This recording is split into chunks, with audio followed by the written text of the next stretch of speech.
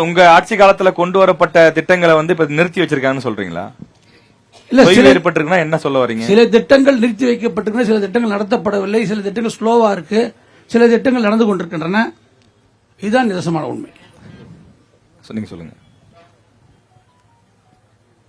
நம்ம முன்னாள் அமைச்சர் சிலது சொன்னாங்க.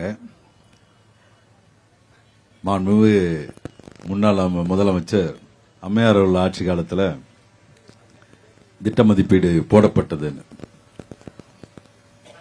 அவர் முன்னாள் முதலமைச்சர் எடப்பாடி ஐயா 15 கோடி பணம் அதுக்காக ஒதுக்கினார்ன்றது. இன்றைக்கு 15 கோடியில் எந்த ரோட்லையும் போட முடியாது. ஆனா இன்றைக்கு வளர்ச்சி பணிகள் பாத்தீங்கன்னா இந்த பெரிஃபரல் ரோடு எந்த அளவுக்கு இருக்குன்னு நீங்க திண்ணூறு வழியும் போய் பாருங்க. 15 கோடியில எந்த பொருளும் அதை சேர்த்து வாங்க முடியாது. இது முழுவதுமா நிறைவேற்றிய ஆட்சி நம்மளுடைய ஆட்சி. 3 ஏக்கர் இடம் இருந்தது, அதனால விட்டுட்டேன்னு சொன்னார். 5.14 ஏக்கர் அந்த இடம். முன்னாள் அமைச்சருக்கு அது சொல்ல கடமைப்பட்டிருக்கேன். அதுக்கு எஸ்டிமேட் போடப்பட்டு அதுக்கு உண்டான நிதியை வாங்கி உடனடியாக அந்த வேலையை ஆரம்பிச்சு இப்ப முடிக்க போறோம். அது நடுவில் நீண்ட நாள் பிரச்சனை என்னன்னா அது பள்ளம் தான். அதை மழை காலத்தில் பிரச்சனைகள்லாம் மீண்டு இன்றைக்கு முடிக்கப்படக்கூடிய சூழ்நிலை. இங்க பள்ளி கட்டிடங்கள் பாத்தீங்கன்னா டவுன்ல மட்டும் பண்ணல, அனைத்து ஊராட்சி பள்ளிகளிலிருந்து எல்லா பள்ளிகளிலுமே இன்னைக்கு கிளாஸ் ரூம்ல இருந்து கட்டி கிளாஸ் ரூம்ல ஸ்மார்ட் போர்டும் கொடுக்கப்பட்டு இன்றைக்கு பள்ளி வகுப்புகள் நடக்குது. அதாவது தனியார் பள்ளிக்கு இணங்க இன்னைக்கு ஒன்னும் இல்ல, நம்ம மணவாள் நகர் இருக்கக்கூடிய நம்ம டிஎன்சி நம்ம செட்டியார் பள்ளி நீங்க எப்படி இருந்தது, இப்ப புதிய கட்டிடம் கட்டி அந்த பிள்ளைங்களுக்கு படிக்கிறதுக்கு ஆர்ஓ பிளான்ட் எல்லாம் போட்டு பசங்க இன்றைக்கு அதுல ஒரு 2 மாடி கட்டிடங்கள் கிளாஸ் ரூம் கட்டி கொடுத்துருக்கோம். இன்னைக்கு பாத்தீங்கன்னா அது நல்ல ரிசல்ட்டோட வரக்கூடிய ஒரு பள்ளி. அதே மாதிரி தான் டவுன்ல இருக்கக்கூடிய நகராட்சி பள்ளி நல்ல ரிசல்ட்டோட வர்றதுனால தான் இன்றைக்கு பெரிய கட்டிடம். நீங்க போறப்ப பார்த்துட்டு விஷுவலா பார்த்துட்டு கூட போலாம்.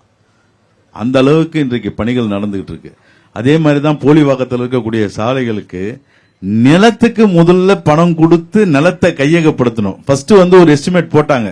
அது 6 கிலோமீட்டர்ல மொத்தமே பழைய எம்எல்ஏ ஆபீஸ்ல இருந்து திருப்பாச்சூர் கனெக்ட் ஆகிற மாதிரி மொத்தம் 27 கோடியில் அந்த எஸ்டிமேட் போடப்பட்டு அந்த ப்ராஜெக்ட் ரிப்போர்ட் இருந்தது. இவர் அண்ணனுக்கு முன்னாடி இருந்த ஐஏபி சிவாஜன் காலத்திலே அது போடப்பட்டு அது புக்கா இருந்தது. அந்த புக்கை வச்சுதான் முதல்ல வேலையை ஆரம்பிச்சேன். ஆனா அது பண்ண முடியாதுன்றதுனால இப்ப பெரிஃபரல் ரோடா பண்ணி இப்ப வேலை நடந்துகிட்டு இருக்கு. நீங்க சொல்றதுல இருந்து 2 கட்சியும் போட்டி போட்டு திருவள்ளூர் மாவட்டத்துடைய வளர்ச்சிக்காக நிறைய விஷயங்களை கொண்டு வந்து போட்டி போட்டு இல்ல 2 கட்சி போட்டி போட்டு இல்ல, மக்கள் ஓட்டு போட்டதுனால திராவிட முன்னேற்றக்காக ஓட்டு போட்டதுனால இவ்வளவு பணி நடந்திருக்கு. இது யாராலையும் மறக்க முடியாது. பப்ளிக்ல போய் கேளுங்க.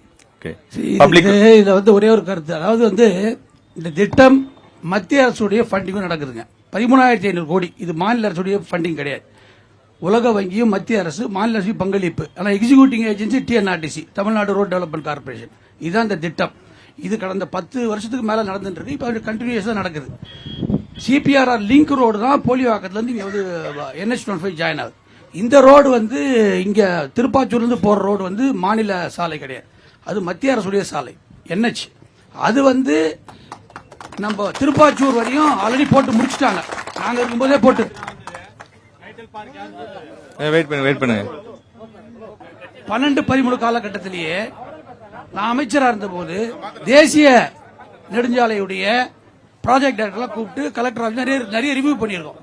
இந்த ஒரு ஸ்ட்ரெச், அதாவது இப்ப வேலை நடந்திருக்க ஸ்ட்ரெச்சும் தேசிய நெடுஞ்சாலை தான். கோர்ட் கேஸ் பிளஸ் அந்த ஏரி ஏரி நம்ம டோல்கேட்ல இருக்க ஏரி பகுதி ஏரி பகுதியில் தரையிலேயே போகணும்னு பிளான் பண்ணாங்க. தேசிய அது ஒத்துக்க முடியாது, பிடபிள்யூ ஒப்புதல் கொடுக்கல, அதனால தாமதமாச்சு.